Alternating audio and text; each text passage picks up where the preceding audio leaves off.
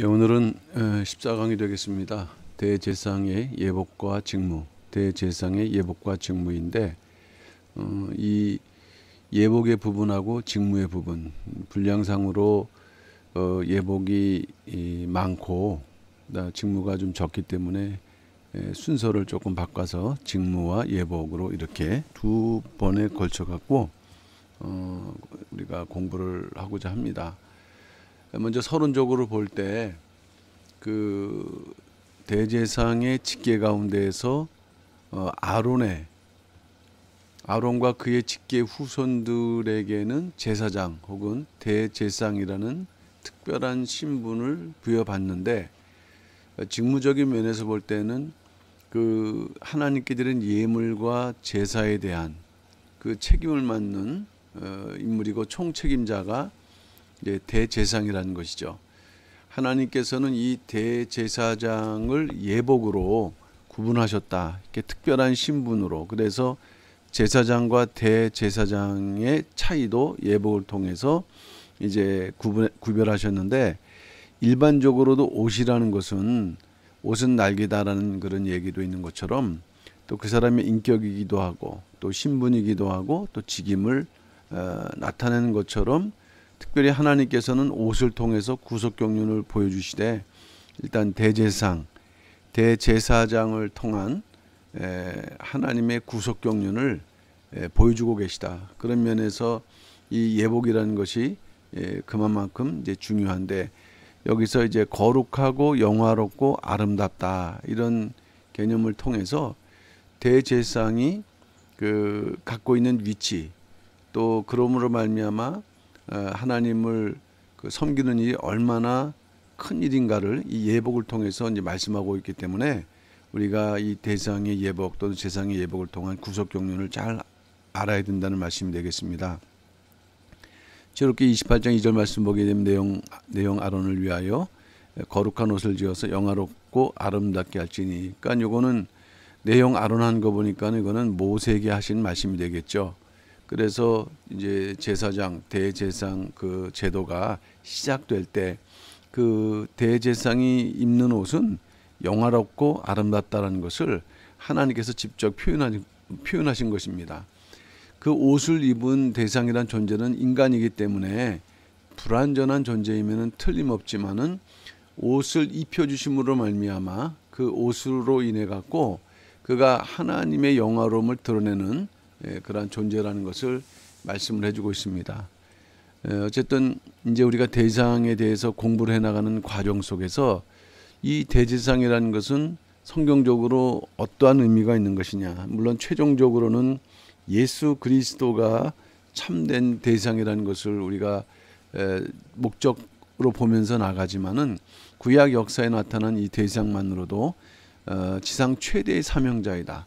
하나님께 영광을 돌리는 일이 인간의 근본적인 사명이라고 할 때 지상 최대의 사명자이고 또 존귀한 자이다라는 그런 의미를 담기고 있습니다.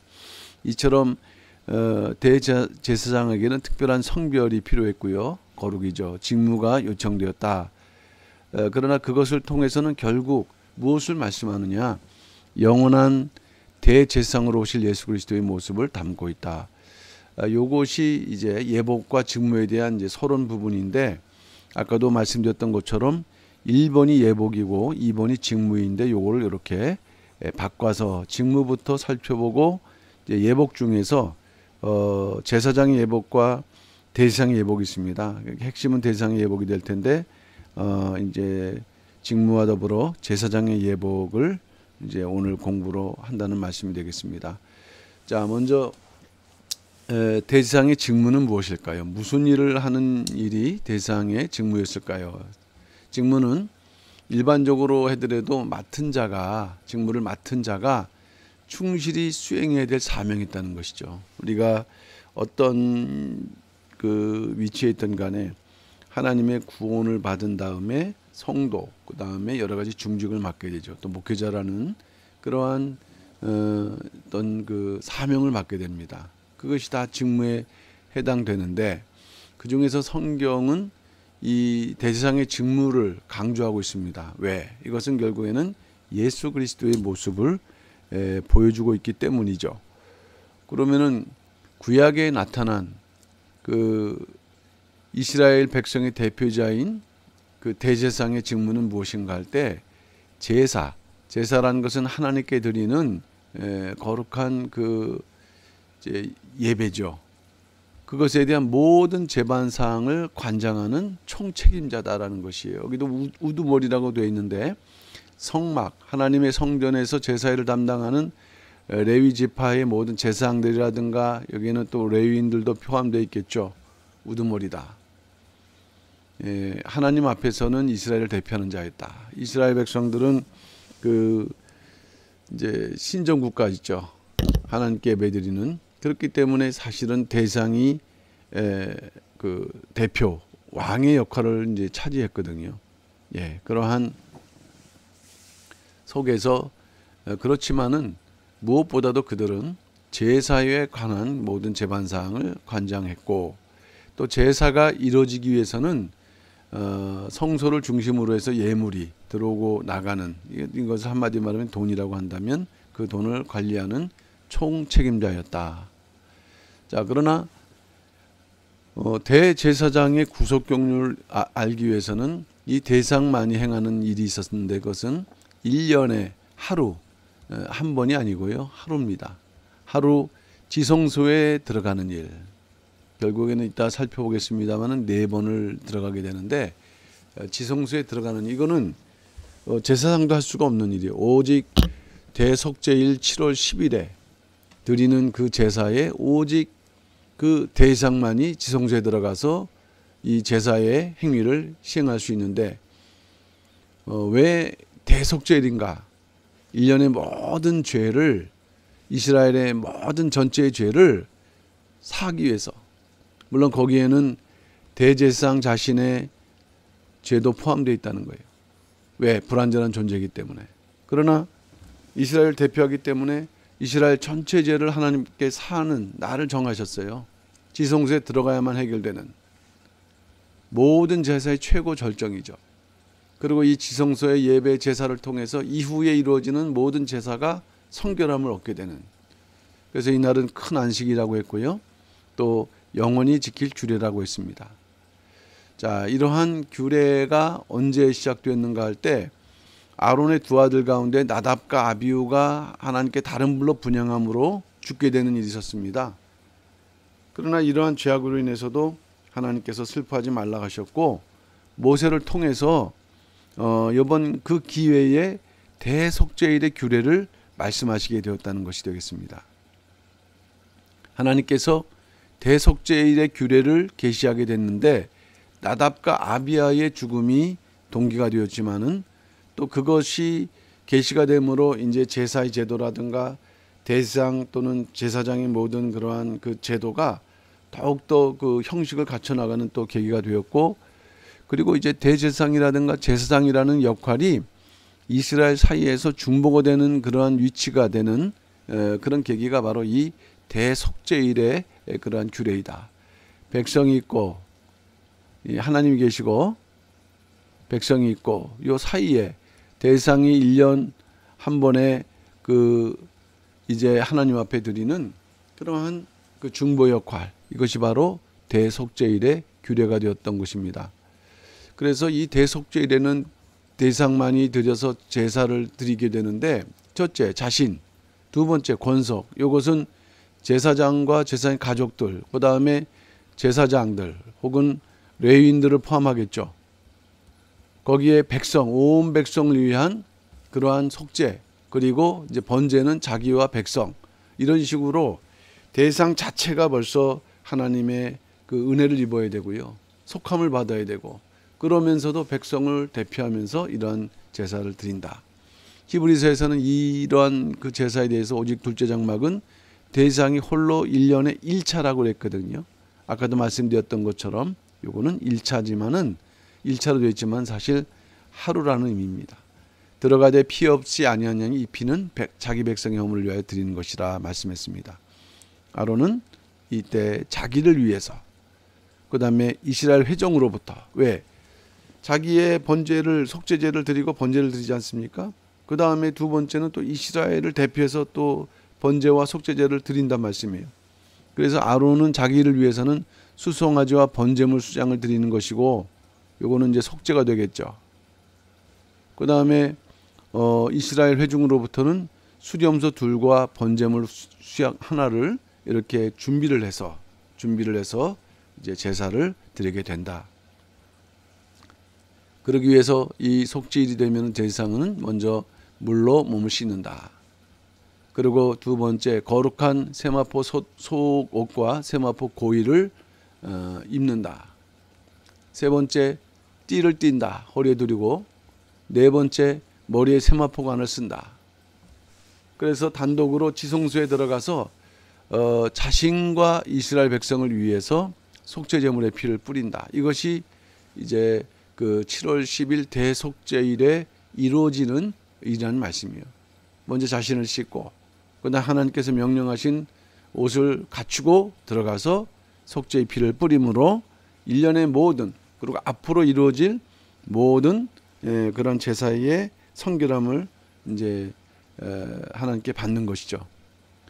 평상시에는 대상은 화려하고 아름다운 옷으로 치장했지만 이 7월 10일 지성소에 들어가는 날에는 이러한 대상만의 그러한 아름다운 예복, 에봇, 판결, 흉패, 에봇 받침 겉옷은 입지 않고 오직 성결을 상징하는 세마포 옷을 입고 들어간다는 것입니다. 이것은 대상의 겸손함을 의미하는데, 겸손한 의미는 결국 중보자이시고 죄를 성결케 하시는 예수 그리스도를 상징하는 내용이 되겠습니다. 이 지성소는 일반인은 저는 들어갈 수 없고 제사장도 들어갈 수 없습니다. 오직 대제사장만 1년에 한 번, 그것도 한 번 하나님께 정하신 그 날과 방식으로만. 레위기서 16장 2절 말씀 보면 여호와께서 모세에게 이르시되 내용 아론에게 이르라 성소의 장안 법궤 위 속죄소 앞에 무시로 들어오지 말아서 사망을 면하라. 어쨌든 대제사장 외에는 누구든 어떤 목적이든 아무리 선한 그런 이유든 간에 오면은 사망을 당할 수밖에 없다. 여기서 장안이라고 했는데 이것은 성소와 지성소 가운데에서 바로 지성소, 휘장의 안쪽 지성소를 말씀하는 거고 1년에 하루만 들어갈 수 있다.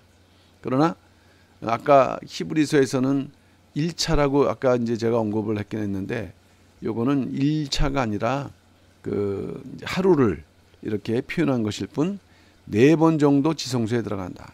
4번 정도 지성소에 들어가는 것을 우리가 그 순서를 통해서 어떠한 일이 있었는가, 또 어떤 일이 있었기에 4번이라고 우리가 말씀할 수 있을까 하는 것입니다.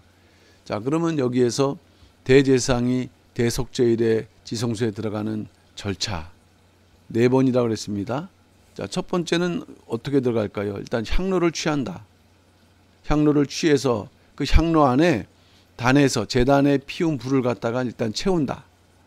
그리고 곱게 간 향을 거기다 채우면은 이제 이 향이 불에 타겠죠. 그러면 향연, 이 연기가 나올 것 아니겠습니까? 이 향연으로 대제사장과 증거교의 속죄소 그 사이를 가리는 거죠. 그러면서 대제사장이 죽음을 면하게 된다는 것입니다. 향로가 바로 그런 의미가 있는 거예요. 직접 하나님을 대면할 수 없는 인간의 그 연약한 인간, 죄악된 인간, 그것을 가리는 역할을 하고요. 그러면 이제 두 번째 나오는 것은 분향하고 나오죠. 왜? 이제는 피를 뿌려야 되기 때문에. 자, 피는 아까 두 가지, 자기가 준비한 제물이 있고 백성들이 준비한 제물이 있다고 했는데, 먼저는 수송아지 피, 이거는 자기를 위한 속죄입니다. 자, 먼저 속죄소 동편에 뿌리고 그 다음에 손가락으로 그 피를 7번 다시 뿌리고, 그러니까는 수송아지 피를 가지고서 먼저 속죄소 동편에 뿌린다. 동편이라는 것은 문이 있는 쪽인 거거든요. 그러니까 속죄소를 바라보면서 손가락으로 다시 그 피를 이렇게 7번 이제 뿌리게 되는데, 특별히 여기서 이제 숫자가 7이라는 것은 하나님께서 그 죄를 사하시는 강구, 이 7이라는 것은 완전수의 의미가 있기 때문에 우리의 강구를 온전히 받아주시고 사해 주실 것을 이렇게 이제 기도하는 행위가 되는 것이죠.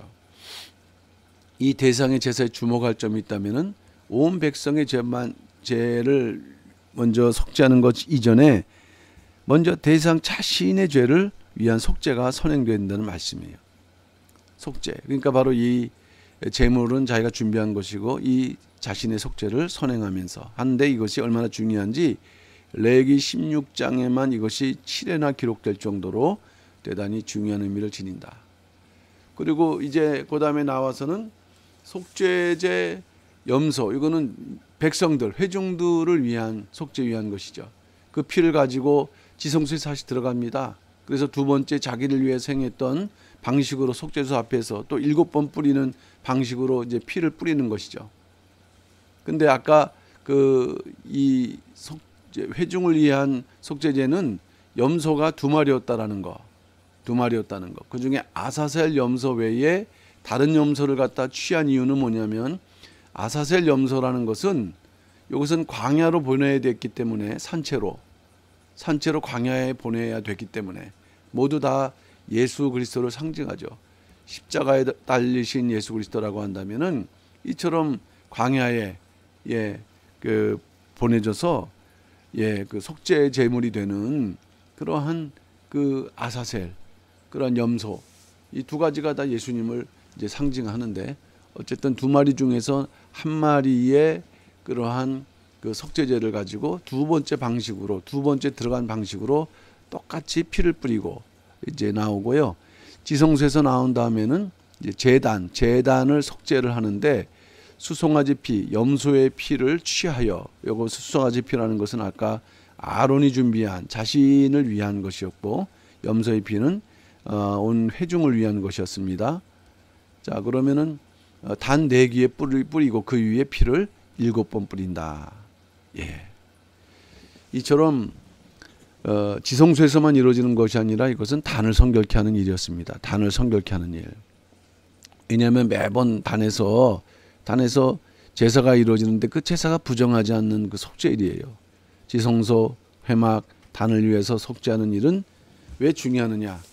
이 제단이 부정할 경우에 앞으로 1년 동안 모든 제사가 부정하면 하나님께서 연락하지 못되기 때문에 그래서 하나님께서는 이 단의 성결을 강조하시고 그것이 7월 10일 대속죄일에 이루어지는 아주 중요한 그런 행사회가 되겠습니다.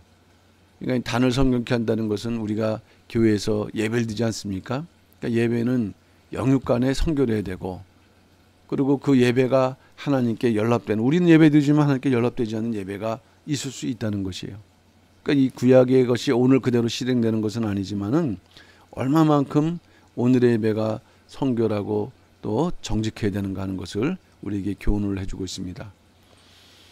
그 다음에 단을 이제 정결하기를 마친 다음에는 그 다음이 아사셀 염소죠. 산 염소 머리 안수하고 광야로 내보낸다.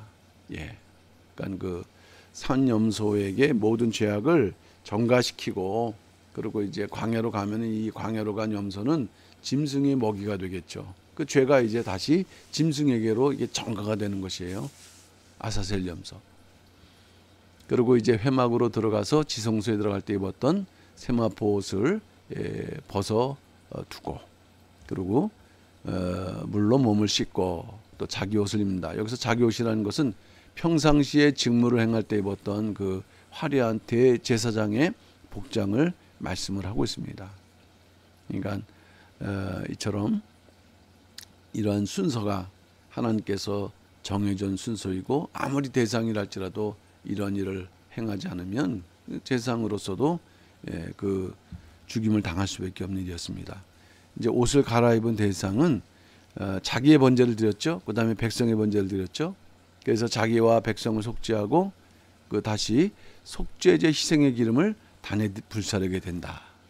그러니까 제단에서는 피를 뿌렸고 그 다음에 또 나와서 또 이렇게 그 피로 제단을 성결케 했습니다. 그 다음에 이제 번제를 드리는 것이에요. 번제를 번제를 드리는데 자기를 위해서도 번제를 드리고 또 백성을 위해서 번제를 드리는데, 일단 지성소에서 이루어지는 속죄가 죄인된 인간의 근본적 속죄라고 한다면은 이제 번제로 희생의 제물을 드리는 속죄는 우리가 근본적인 죄를 속한 후에 생기는 더러움을, 그러니까 예수 그리스도의 십자가 보혈로 우리가 죄삼을 받지만 또 그 이후에도 짓는 죄가 있지 않습니까?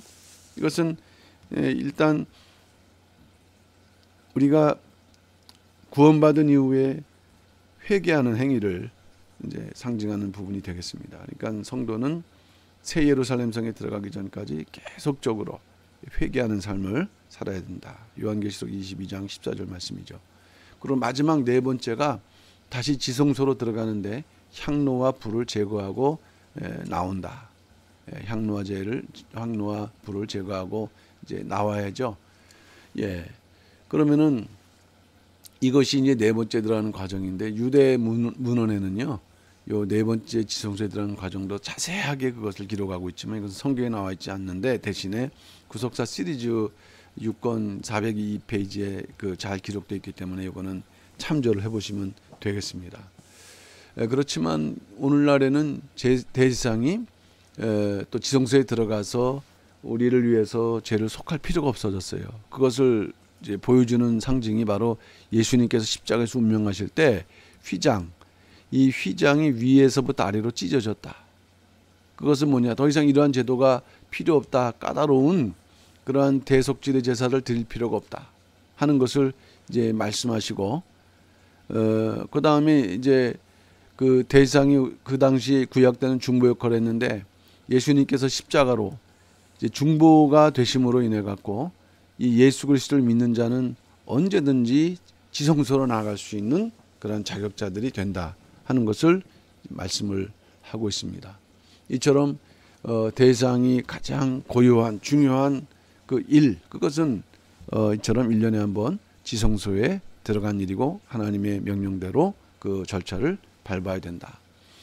자, 그다음에 세 번째는 우림과 둠밈으로 이제 판결을 했습니다. 판결이라는 것은 늘 어떤 그 공의에 입각해서, 정의에 입각해서 올바른 판결을 해야 되는 어려운 일일 때 하나님의 뜻을 묻는 도구죠.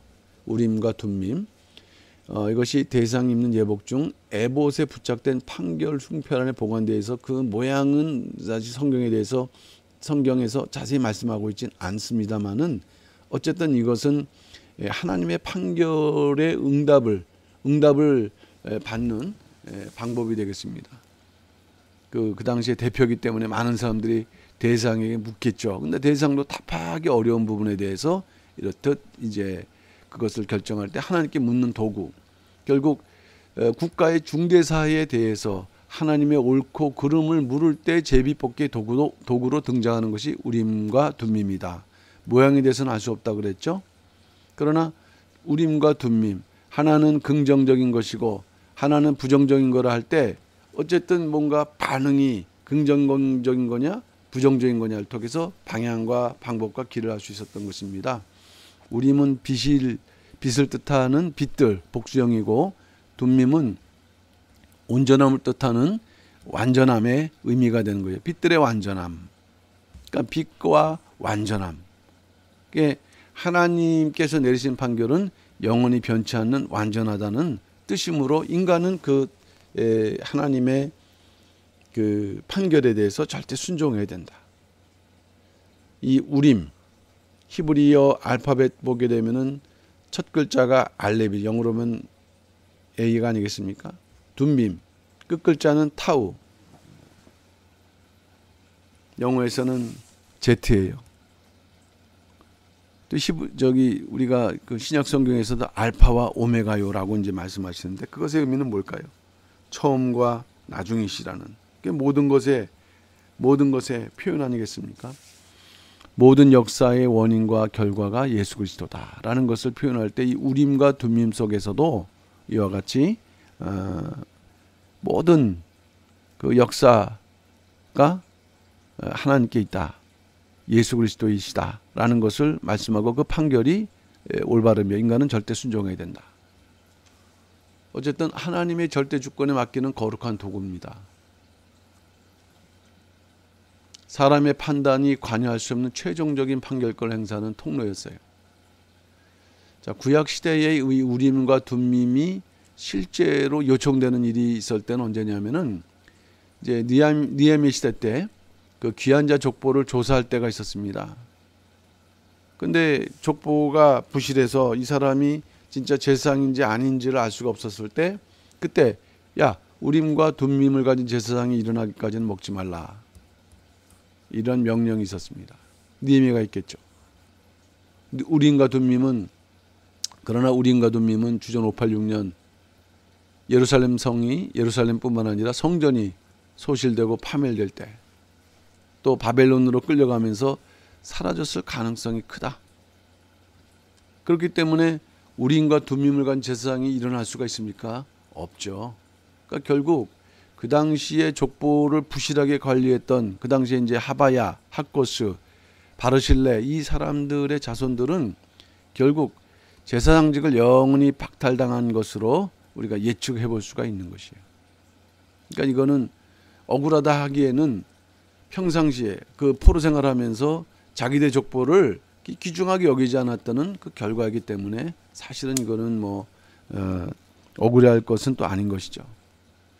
어쨌든 이 모든 것들은 영원한 판결, 변함없는 판결, 그것은 신구약 성경의 판결을 예피한다. 가장 공평하고 완전해서 결국 빛으로 나타내지는 판결. 그 판결을 우리는 온전히 인정하고 믿고 살아가야 된다. 마지막 때는 백보자 심판의 판결도 있어요. 이거는 완전한 판결이죠. 믿는 자는 이 백보자 심판을 당하지 않는다고 했습니다. 그러니까 우리가 이 믿음을 잘 지켜서 우리가 심판을 넘어서서 오히려 하나님께서 영원한 상급, 영생의 축복으로만 갚아주시는 삶을 살아야 될 줄로 믿습니다. 마지막 네 번째는 이 대상의 직무 네 번째는 도피성으로 도망친 자를 살리는, 직접 살리는 게 아니라 이러한 그 권한이 있었다는 말씀이 되겠어요. 도피하는 성업, 받아들이는 성업. 그러니까 살인을 했는데 의도적이지 않은 살인한 사람들을 안전 보장해주는 그런 장치죠. 고의적 살인은 그것은 용납되지 않았습니다. 근데 과실치사할 경우에 일단은 피하고, 그래서 또 보복으로 살해당하는 것을 피할 수 있도록 그 장치를 이제 마련해 주셨어요. 고의로 살인한 자는 제단으로부터 끌어내서 죽임을 당한 반면에 이런 장치가 있었다는 것이죠.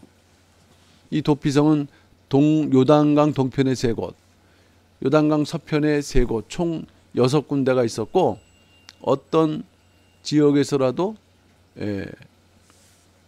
하루 만에 이 도피성에 이를 수 있도록